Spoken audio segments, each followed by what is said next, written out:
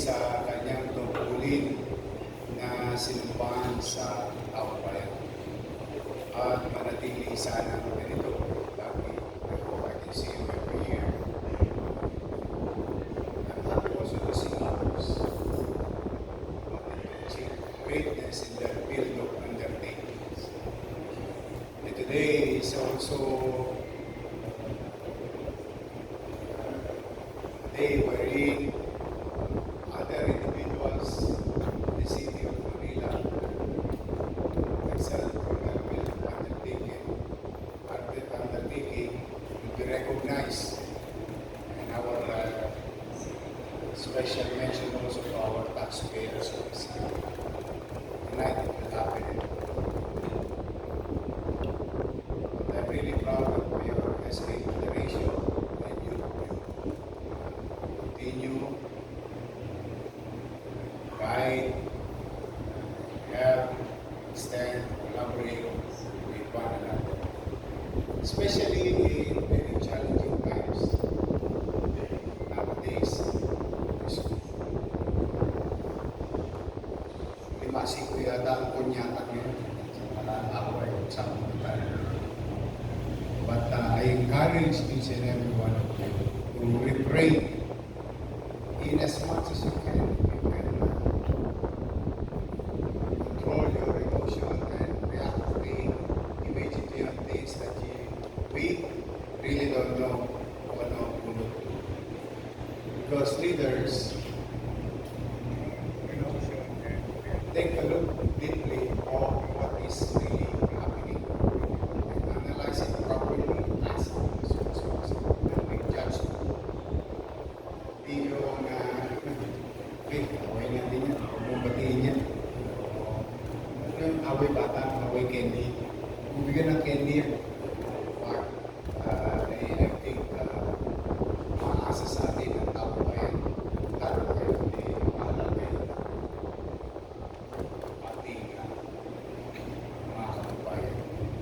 They look up to you. And what they should be seeing is a great example of Batang Maynila. Sa informasyon, sa pagtilikod, bilang tao, bilang mamamayan, bilang bahagi ng pamayanan. Kaysa yung kikisatin tayo sa bagay na idudulot kabutihan sa ating mga sasama. Kaya, in as much as you can, alam ko masumpa ang damdamin natin, and I've been there. But the best thing that I can share to you is based on experience. To restrain, to refrain. Hindi natin masyado focus na lang tayo kung saan tayo magaling. O in this case, kinilala kayo ng pamahalang Luzon dahil magaling kayo maglingkod sa ating mga nasasama. And may continue to also. May award ko sa pamahagi ng siyudad ng Maynila sa fiscal situation. Manatag kayo, talaga papahinga hanggang sa cure, heal ating fiscal situation. And I think I might see you on June 24. You attend June 24 because that is our obligation to report to the people of Manila. And that includes you. Everyone will be properly guided on what we have received on assumption of office and what we have done for the past 365 days. 1 year. The whole state of the city. And it's a very important information so that you will know what transpired, what happened, what we did together, and what we're going to do in the next 365 days. Para sa ating for now, I'm happy and proud of each and every one. Congratulations.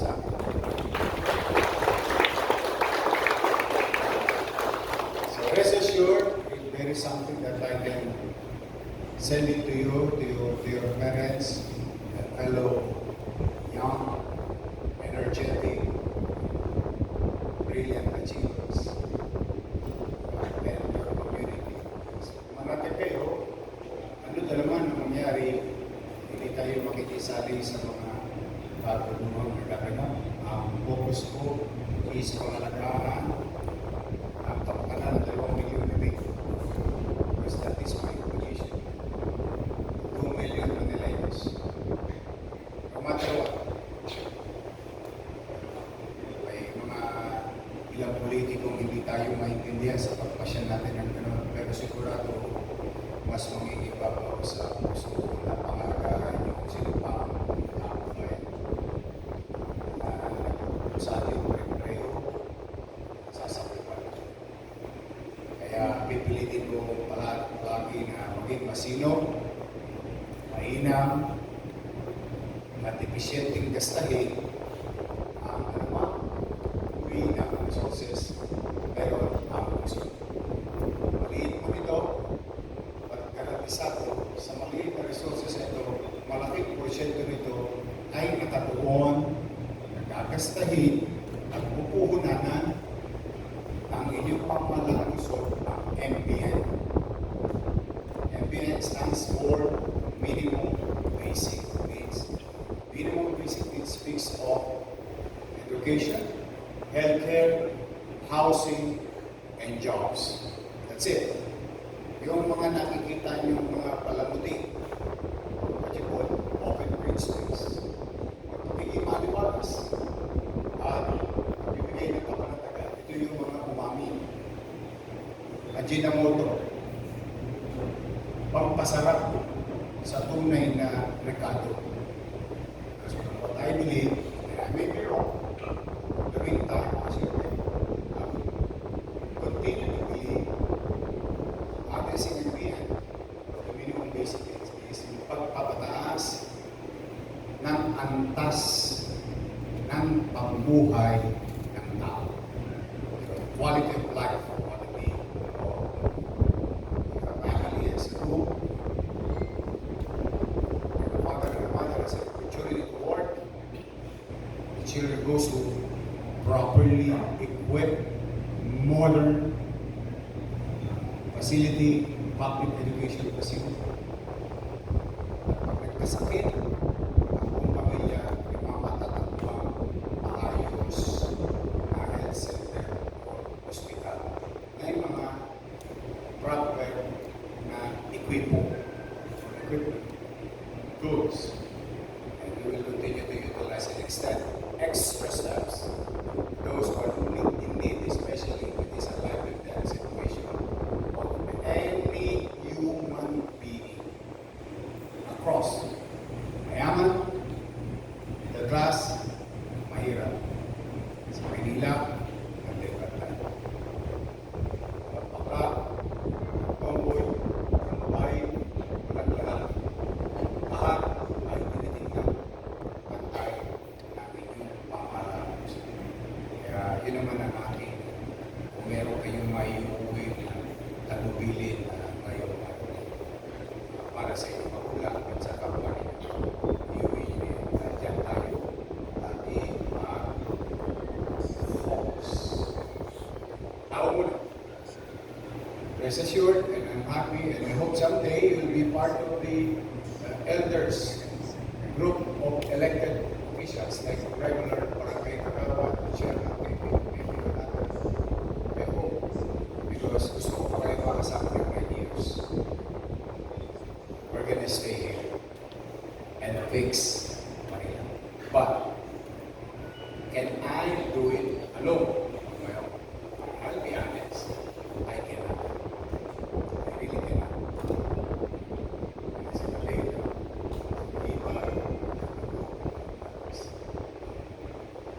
With all humility, I'm asking each and everyone, help me. We have to come together because together we can make Manila greater. Magandang araw, congratulations.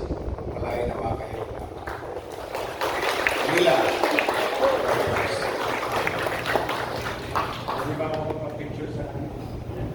May 20 ba kayo? May 20 lang.